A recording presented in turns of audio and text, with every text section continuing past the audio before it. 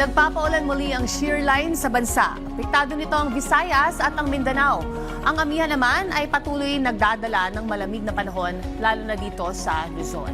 Kaninang umaga ayon sa temperature monitoring ng Pag-asa, nanguna ang Baguio City with 12.4 degrees Celsius. Mangalawa naman ang La Trinidad sa 13.2 degrees habang Tanay Rizal at ang Malaybalay Bukidnon umabot sa 18 degrees Celsius.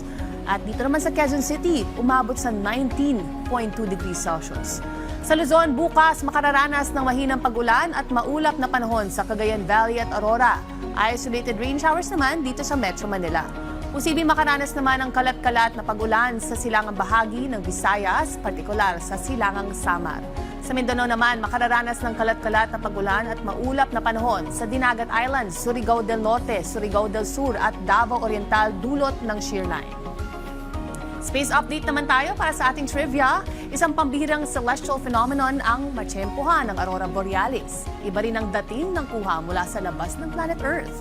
Kamakailan ay ibinahagi ng NASA ang larawan ng Aurora Borealis na bumabalot sa ating Mother Earth at ito'y nakunan mula sa International Space Station noong January 19. Kuha ng NASA astronaut na si Chris Williams ang larawang ito habang ang ISS ay dumadaan sa Europa.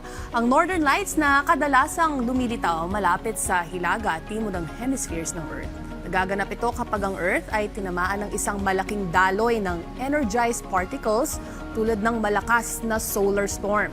Kaya minsan ang auroras ay maaring mag-abot ng mas malayo patungo sa equator. Keep safe at stay dry. Laging tandaan may tamang oras para sa bawat Pilipino. Panapanaw ng yan.